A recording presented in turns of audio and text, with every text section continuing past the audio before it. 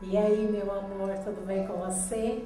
Conforme vimos no capítulo 9, houveram algumas baixas, alguns animais foram mortos, Boxer ficou ferido, gravemente ferido, e logicamente isso vai causar algum impacto. E o interessante é que assim, Napoleão sempre deu um jeito de culpar Snowball, que era seu principal oponente, pelas coisas que aconteciam na fazenda. Mesmo Snowball estando na dele, quietinho, desaparecido, tudo era culpa do Snowball.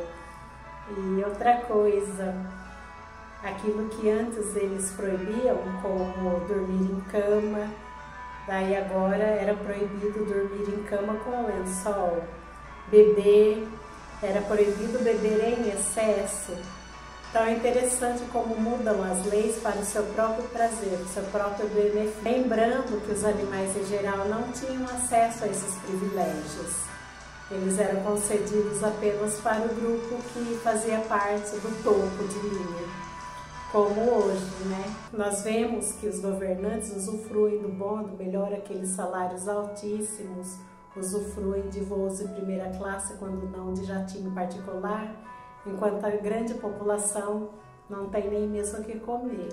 Vamos saber a respeito do ego inflamado, como no caso de Napoleão, as condecorações todas dadas a ele, também quando ele inventava alguma data comemorativa, sempre levava o nome dele. Um caso conhecido, o ditador chinês, quando ele entra nos locais, todo mundo é obrigado a se levantar, aplaudir, todo mundo é obrigado a ter um retrato dele na casa. Então veja, o modo operandi é sempre o mesmo. Então hoje nós vamos dar início ao capítulo 9 e ver mais a respeito. Bora à leitura. O casco ferido de Boxer levou muito tempo para cicatrizar. Os animais começaram a reconstrução do moinho no dia seguinte ao fim das comemorações pela vitória. Boxer se recusou a tirar um só dia de licença e tomou como ponto de honra não permitir que fosse visto sofrendo. Ao final da jornada, ele admitiu em particular para Clover que o casco incomodava muito. Clover cuidava do machucado com emplastros de ervas que preparava, mascando as folhas, e tanto ela quanto Benjamin insistiam para Boxer trabalhar com menos afinco. Os pulmões de um cavalo não duram para sempre, ela dizia. Mas Boxer não lhe dava ouvidos e dizia que lhe restava uma única verdadeira ambição, ver a construção do moinho bem encaminhada antes de atingir a idade da aposentadoria. No começo, quando as leis da fazenda dos animais foram elaboradas, a idade para a aposentadoria tinha sido determinada assim: para cavalos e porcos, 12 anos, para vacas, 14, para cães, 9, para ovelhas, 7, para galinhas e gansos, 5. Pensões generosas haviam sido combinadas. Até o momento, nenhum animal se aposentara, mas o assunto vinha sendo debatido com frequência crescente. Agora que o pequeno passo atrás do pomar estava reservado para o plantio da cevada, ventilava-se que um canto do passo grande seria cercado e transformado em pastagem para os animais idosos. Disseram que para um cavalo a aposentadoria seria de 2 quilos de milho por dia e no inverno 6 quilos de feno, acrescido de uma cenoura ou talvez de uma maçã nos feriados. O 12º aniversário de Boxer seria no fim do verão seguinte. Enquanto isso, a vida seguia estafante. O inverno foi tão frio quanto o anterior e a comida era ainda mais escassa. Mais uma vez, todas as rações foram reduzidas, exceto a dos porcos e as dos cachorros, lógico, né? Uma igualdade rígida demais nas porções, Squealer explicou, teria sido contrária aos princípios do animalismo. De todo modo, ele não teve dificuldade nenhuma para provar aos outros animais que eles não estavam de verdade recebendo pouca comida, mesmo que parecesse que sim.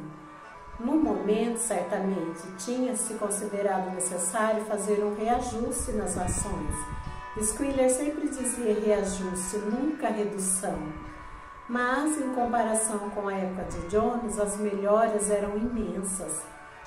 Lendo números em voz rápida e esvanecida, ele provou para os outros, detalhadamente, que tinham mais aveia, mais feno, mais nabos do que antes, que trabalhavam menos horas, a água que bebiam era de melhor qualidade, eles viviam mais tempo, uma parcela maior dos filhotes sobrevivia à infância, tinham mais palha em suas baias e sofriam menos com as moscas.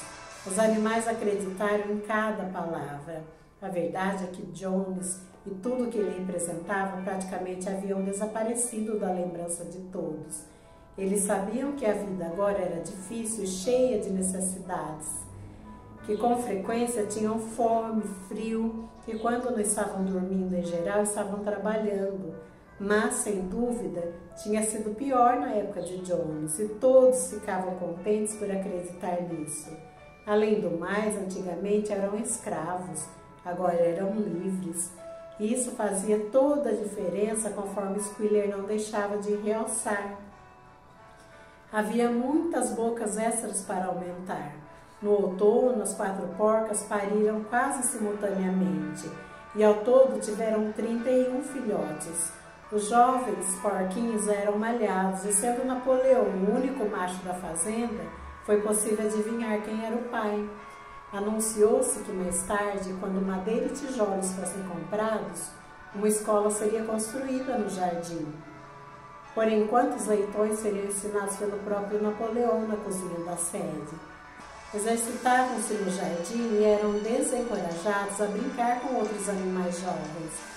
Mais ou menos nessa época também, baixaram uma norma segundo a qual, quando um porco e outro animal se cruzassem no caminho, o animal que deveria ceder a passagem.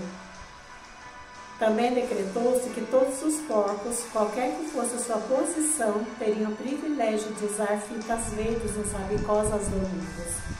A fazenda obteve razoável sucesso naquele ano, mas ainda faltava dinheiro. Tijolos, areia, cal para a escola precisavam ser comprados e seria preciso começar a poupar de novo para o motor do moinho.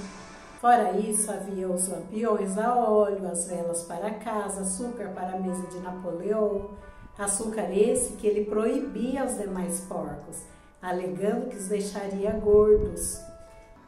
E todas as substituições corriqueiras de ferramentas, pregos, cordas, carvão, ferro, biscoitos de cachorro, um fardo de feno e parte da colheita de batata foram vendidos, e o contrato para o fornecimento de ovos aumentou para 600 por semana, de modo que naquele ano as galinhas mal chocaram pintinhos suficientes para manter o nível da população.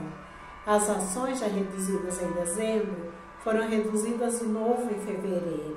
As lamparinas das baias foram proibidas porque era necessário economizar óleo, mas os porcos pareciam bem confortáveis e estavam até, na verdade, ganhando peso.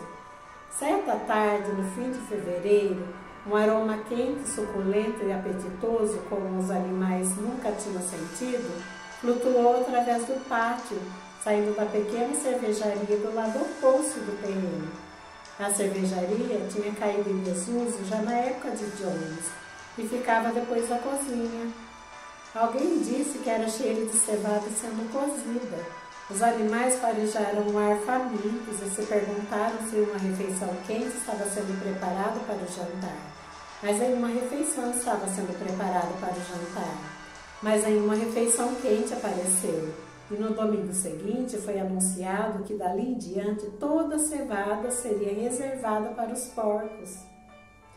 O campo atrás do pomar já tinha sido semeado com cevada. Vazaram notícias segundo as quais todos os porcos receberiam agora um copo de cevada por dia.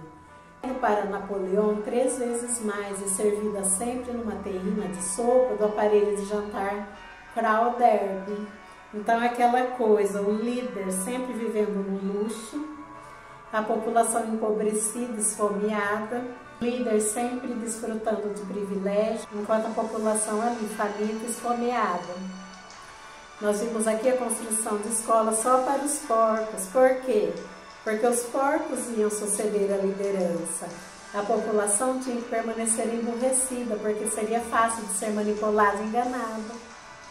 Veja só, Squealer sempre vinha com uma conversinha fiada, uma conversinha de cerca Lourenço, e convencia os outros animais. Por quê? Porque eles não tinham capacidade de raciocínio, eles eram desprovidos de inteligência.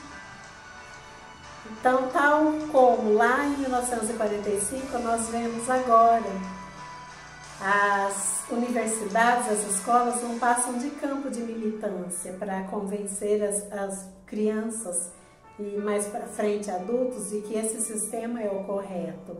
Só que falta recurso, falta um ensinamento claro. Hoje em dia já não se repete de ano, então as pessoas chegam à faculdade sem saber ler, sem saber escrever direito. Uma regra simples, como começar uma frase com letra maiúscula, os alunos já não sabem. Até as abreviações que eles gostam tanto, eles abreviam errado.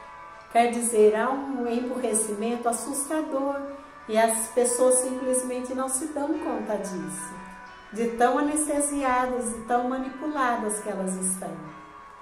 Nós vamos parar por aqui, mas fala para mim, você já percebeu tudo isso? Qual é a sua opinião a respeito? Eu amo saber a sua opinião. Não se esqueça, todo primeiro comentário tem um link fixo. É só você clicar ali para adquirir o seu livro, tá bom?